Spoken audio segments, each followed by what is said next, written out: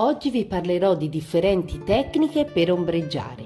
La prima è quella di una pressione graduale, partendo da leggera e intensificando sempre di più la pressione, magari sollevando anche e inclinando perpendicolarmente al foglio, ottenete un tratto sempre più scuro. Questo modo di ombreggiare è chiamato anche frottage e farà apparire anche la texture di fondo. Poi c'è un'altra tecnica che è quella del tratteggio incrociato. Anche questo si parte con un'inclinazione, poi si procede per rafforzare invece con l'inclinazione dalla parte opposta e poi si può procedere ancora di più intrecciando tutti i tratti e si ottiene una sfumatura a tratteggio incrociato, chiamata anche a trama.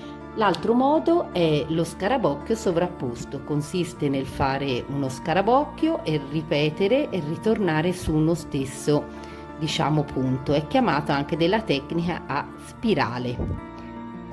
Qual è il consiglio che posso darvi? È quello per esempio di non utilizzare in uno stesso dipinto tutte e tre le tecniche, ma partire con una tecnica e utilizzare sempre la stessa, sia che si voglia fare lo sfumato graduale oppure lo scarabocchio sovrapposto.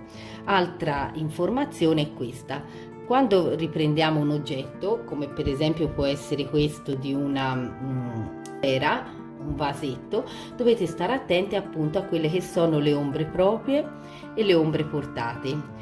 Il punto di luce è la fonte luminosa e può essere naturale o artificiale che investe l'oggetto, in questo caso è una luce artificiale, quindi qui si crea il maggior punto di luce.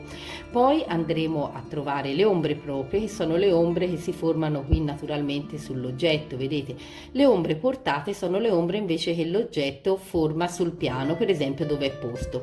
Poi ci sono le ombre autoportate, quali sono? Sono le ombre che l'oggetto forma su se stesso, e questa per esempio che è un'ombra autoportata dall'oggetto, è l'ombra del capo.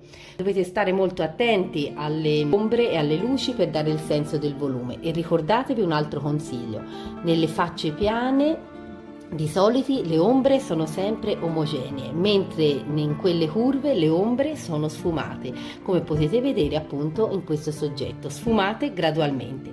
E questa sfumatura, come ripeto, potete ottenerla attraverso varie tipologie e cambiando gradazione per esempio della matita, passando da una matita magari 3B a una matita sempre più morbida, oppure variando nella pressione della mano.